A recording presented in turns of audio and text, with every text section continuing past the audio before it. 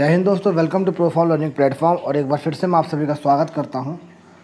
आज का हमारा विषय रहने वाला है भारतीय संविधान के स्रोत। ठीक है, जो हमारे भारत का संविधान है जिसका निर्माण किया गया था, तो कई देशों के संविधान के आधार पर, ठीक है, किसी देश के संविधान से कुछ लिया गया, मतलब लिया भी नहीं गया, मतलब एक रूपरेखा जो होती है उस रूपरेखा के आधार पर हमारे देश का संविधान तैयार किया गया है। ठीक है, तो आज हम बात करने वाले हैं कि भारतीय संविधान के स्रोत या रिसोर्स से जो अक्सर क्वेश्चन हमारे एग्ज़ाम में पूछे जाते हैं उनको हम डिस्कस करने वाले हैं। तो स्टार्ट करते हैं आज का हम अपना सेशन स्टार्ट करने से पहले इतना ही कहना चाहूँगा, जो भी बच्चा चैनल पर नया होगा चैनल को सब्सक्राइब कर लीजिएगा और बेल आइकन को दबाना ना भूलिएगा, और अपने दोस्तों में इसे ज़्यादा से ज़्यादा शेयर कर दीजिएगा यदि आपको वीडियो अच्छी लगती है। तो स्टार्ट करते हैं आज का हम अपना सेशन।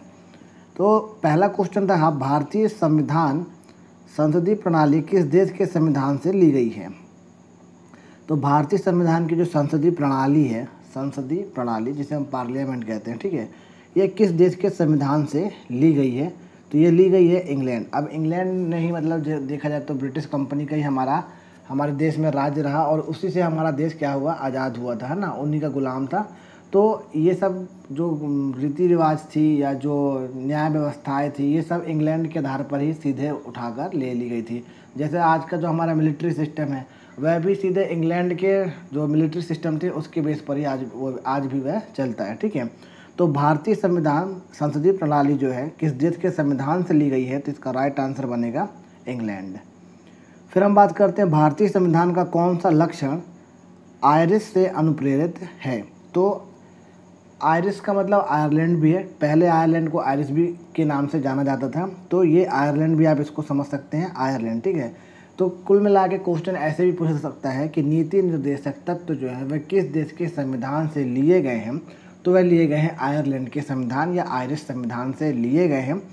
तो इसका जो राइट आंसर है अपना क्या है? नीति निर्देशक तत्व। भारतीय संविधान का कौन सा लक्षण आयरिश या आयरलैंड संविधान से अनुप्रेरित है या लिया गया है? तो आप बताएंगे नीति निर्देशक तत्व।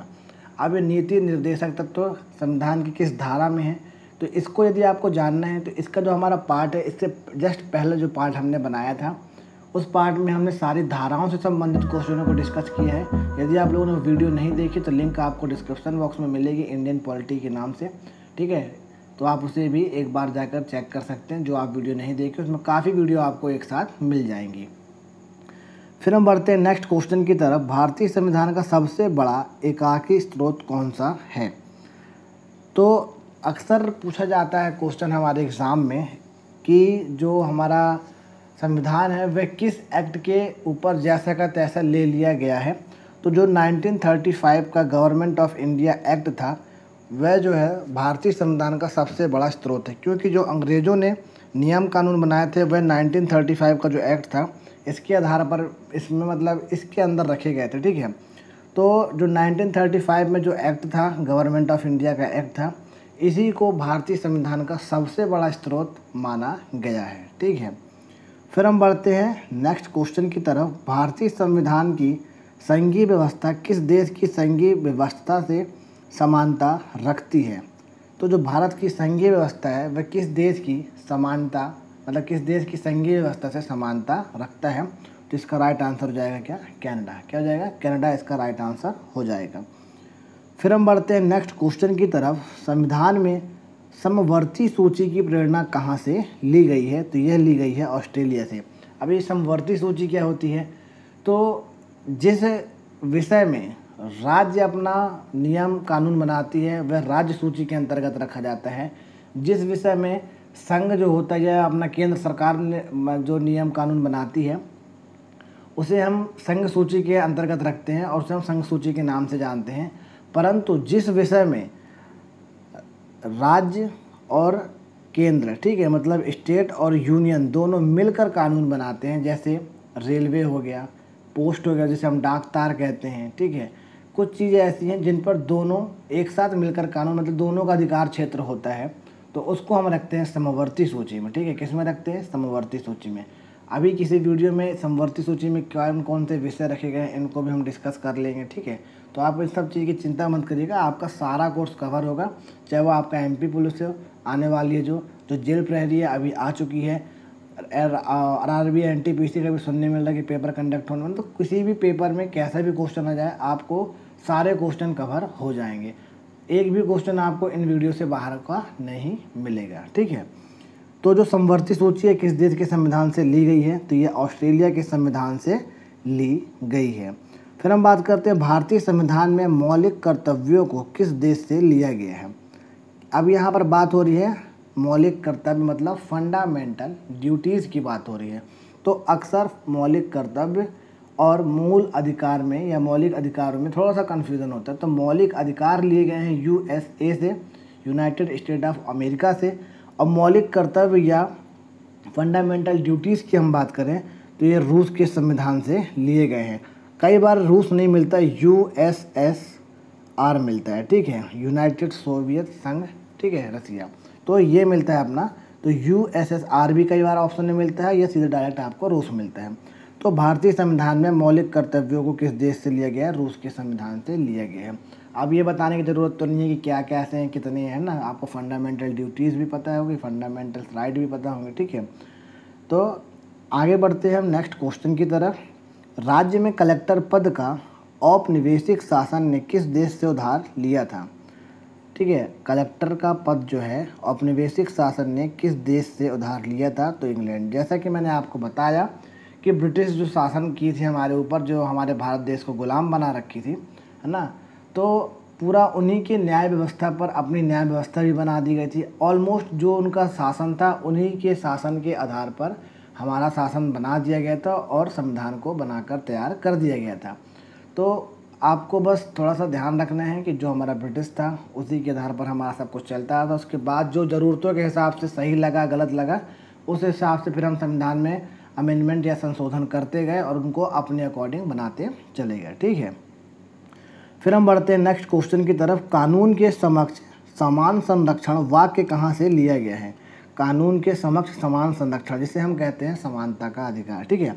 तो कानून के समक्ष समान संरक्षण वाक्य कहाँ से लिया गया है, तो यह लिया गया है USA या संयुक्त राज्य अमेरिका से लिया गया है।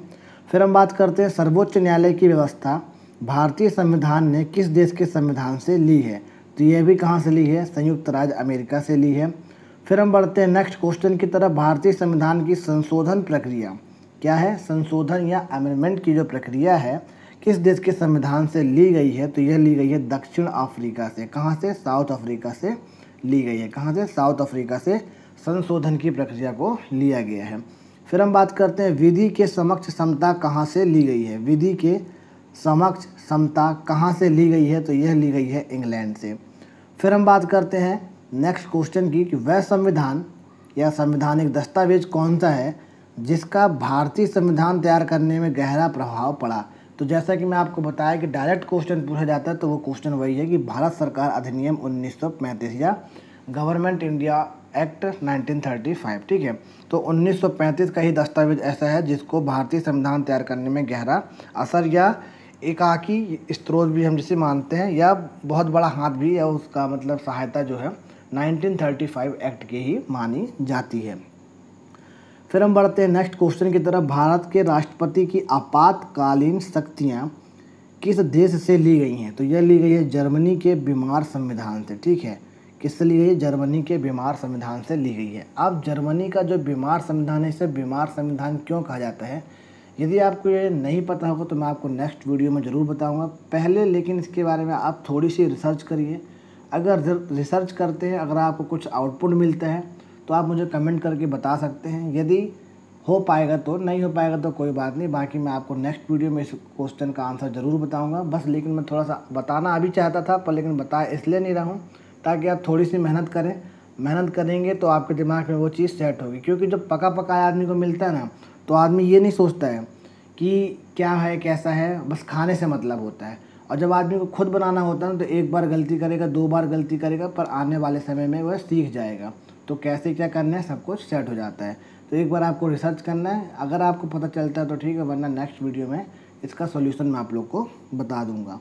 फिर बढ़ते हैं नेक्स्ट क्वेश्चन की तरफ कि भारत के संविधान में मूल अधिकार किस देश के संविधान से प्रेरित हैं। अभी हमने बात की थी मौलिक कर्तव्य की, जो कि USSR या रूस से लिए गए थे। अब हम बात कर रहे हैं मूल अधिकार या मौलिक अधिकार की, जो कि किस देश के संविधान से लिए गए हैं, तो आपको बताया था संयुक्त राज्य अमेरिका। ठीक है, किससे लिए गया था? संयुक्त राज्य अमेरिका, USA से लिए गए हैं। फिर हम बात करते हैं संविधान में कानून द्वारा स्थापित शब्दावली किस देश के संविधान से ली गई है? तो संविधान में कानून द्वारा स्थापित शब्दावली किस देश के संविधान से ली गई? तो संयुक्त राज्य अमेरिका। और आज के जो लास्ट क्वेश्चन है वह है प्रस्तावना की भाषा किस देश से ली गई है? जो कि प्रस्तावना है, हम भारत के लोग भारतीय। ठीक है, तो प्रस्तावना की भाषा किस देश से ली गई है? तो यह भी ली गई है किससे? ऑस्ट्रेलिया से ली गई है। ये थे अपने मोस्ट इम्पॉर्टेंट क्वेश्चन भारतीय संविधान के स्रोत से। ठीक है, तो आप आज की वीडियो में सिर्फ इतना ही। यदि आपको वीडियो अच्छी लगी होगी तो ज़रूर इसे लाइक करेंगे, अपने दोस्तों में से ज़्यादा शेयर करिएगा। यदि किसी स्पेशल टॉपिक पर कोई वीडियो चाहिए तो आप मुझे कमेंट कर सकते हैं, या आप हमारे इंस्टाग्राम पेज को अभी तक फॉलो नहीं कर रहे हैं तो आपको सिर्फ इंस्टाग्राम पेज को ओपन करना है, #PF लर्निंग डालकर आपको सर्च करेंगे, हमारा पेज आपको मिल जाएगा, जहाँ पर आप कमेंट कर सकते हैं या सीधा मैसेज कर सकते हैं मुझे, और कुछ नहीं बस। ठीक है, जो भी जैसा भी है आपके भलाई के लिए है, बस आपको अच्छे से अच्छी तैयारी करनी है, आगे बढ़ना है और आपको अपना सिलेक्शन लेके अपने मुकाम तक पहुंचना है। ओके दोस्तों, मैं आप लोगों से लेता हूं अलविदा। जय हिंद, जय भारत। अपना ख्याल रखिए, अपने घर वालों का ख्याल रखिए।